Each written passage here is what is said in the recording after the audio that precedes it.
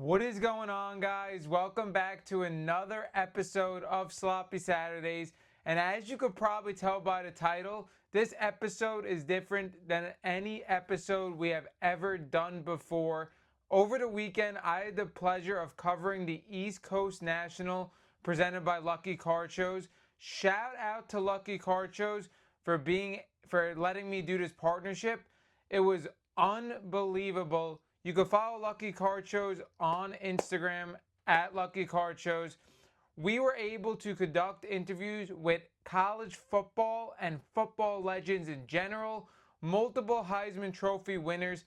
I also have to shout out the athletes because even though I did have this partnership, it couldn't have happened without their yeses. So thank you for the athletes for taking a shot on me.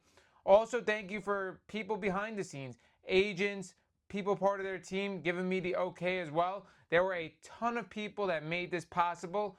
Ken, who always comes on this podcast as well, also came along with me. His channel at Infinite Sports will have baseball legends, basketball legends that he interviewed as well. But yeah, let's get right into these interviews. I hope you guys enjoy them and give me some feedback if you guys would like to see some more of this. What is going on, everybody? We are here with Texas legend and Cleveland Brown legend Eric Metcalf. How are you doing today? I'm great. How are you? Doing good, doing good. So you had an interesting commitment story. You had Notre Dame heavily involved, Miami heavily involved. You were originally committed to Miami. You flipped, you went to Texas. What sold you on Texas as a program?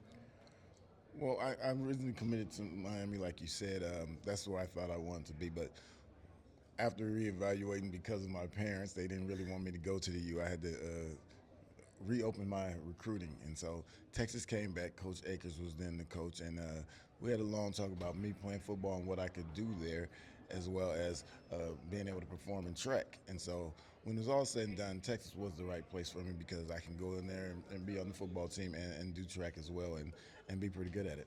Now, bouncing off of how you were a two-sport athlete, obviously in college and the NFL, you were known for lining up at a couple of different positions, returner, running back, receiver.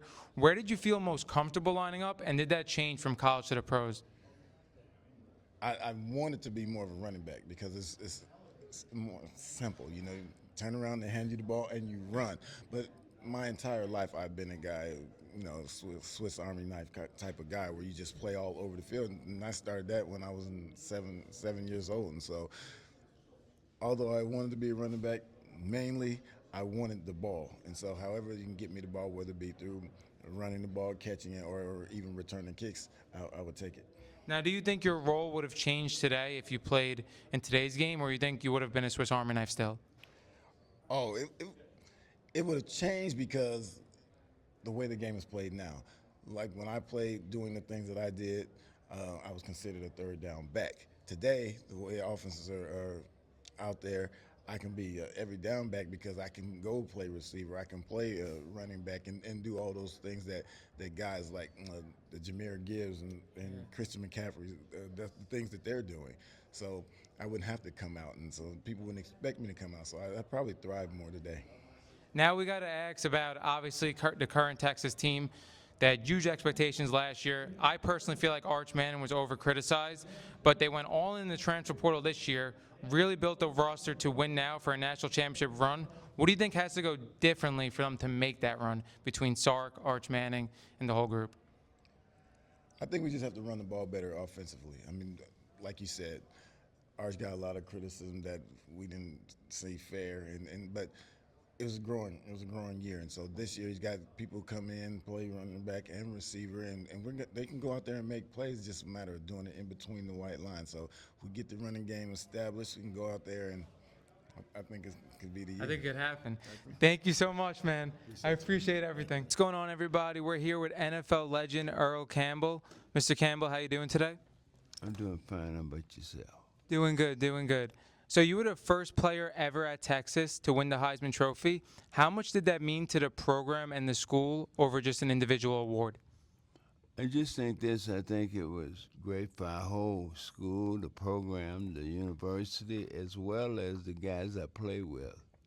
We all had a little bit to do with getting the Heisman in 1977, and fortunate enough, they chose me as a representative of the future with the 1977 Heisman Trophy from the University of Texas. Now, when you got drafted number one after college, that was one of the biggest trades in NFL history.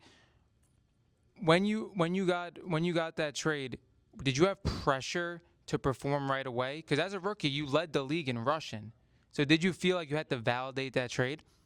I've always believed that when Webster was writing the dictionary and he looked for something pressure, I think should have put just be yourself, because that's what I did. I knew I had a job to do, and I was just being myself, and fortunate enough, it turned out to be great. Now, speaking of these awards, was there any one that meant the most to you? I think when I got my bachelor's degree in 1978 after my rookie year, that was the tip of the cake for going to school at the University of Texas. I was the first one out of 11 children in my family to get a degree and from the university, and I think that was great. I think that was it. What an honor. Thank you. I appreciate it, Mr. Campbell. What is going on, guys? I'm here with legendary Dolphins receiver Mark Duper. How you doing today, sir? I'm doing just fine. How you doing today? Doing good, doing good. So you were part of some all-time Dolphin teams. What made those teams so special? Well, first of all, we had a hell of a quarterback named Dan Marino, and we had another hell of a wide receiver named Mark Clayton. And with me and Mark Clayton team up together with Dan Marino, it was no stopping us. Yeah, you guys were special. Getting into Mark Clayton, I wanted to feel you out. Were you ever competing for targets with him? It felt like. No, we never competed against each other. We competed with each other. We made each other better, and because we ran routes, like Clayton ran routes to get me open, and I ran routes to get him open. So it was a team effort. So one person was always eating, basically. Oh yes, definitely. Now, the last question I have to ask you: what is one thing about Dan Marino's greatness that the average viewer could not see? He's got the biggest head in the universe. Thank you so much. Thank you so much. All right.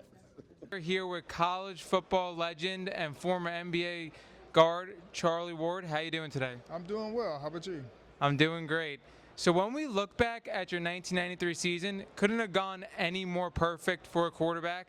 You win the Heisman Trophy, you win the national championship. When you look back on that, do you think that, like, how much better could it ever got? Yes, we could have gone undefeated, but that wasn't the case. But we were blessed to be able to have those opportunities, put ourselves in good positions throughout the year by winning the majority of our games and being able to have a quality team, great coaching, and put all the time and energy in to get to a certain point. You kind of want to be able to have a chance to win a national championship, and I was grateful that we were able to do that. Now, sticking with that 1993 team, you had a lot of future NFL talent on that team. Did you realize in the moment how special of a group you had, or do you look at that like after the fact? No, I mean, we knew what we had from a talent perspective, but Florida State always had great talent. We had guys that went to the NFL from FSU, and so it was just a matter of being able to put it all together. Get some of the breaks that we were able to get. But at the end of the day, the teams that we were playing had very much, when you look back over it, had a lot of NFL talent as well. And so that's what made the games a little bit more special when you could win them. And just grateful that we had that opportunity to be able to have those type of young men and teammates to be able to compete with. Now, one last question. I asked the legend Earl Campbell this yesterday. When you won a national championship, obviously a team award, but when you won the Heisman Trophy, how much did that represent the team and the program over just an individual award for yourself? Well, there was a lot of people that I represented during that time, and I'm from Thomasville, Georgia, which that was a first as well, and being able to have that opportunity, being at Florida State and our team being who they were, to be able to winning the Heisman Trophy.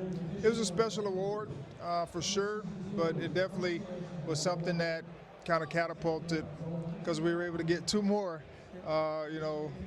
as well from FSU. I appreciate your time. Thank you so much. Thanks.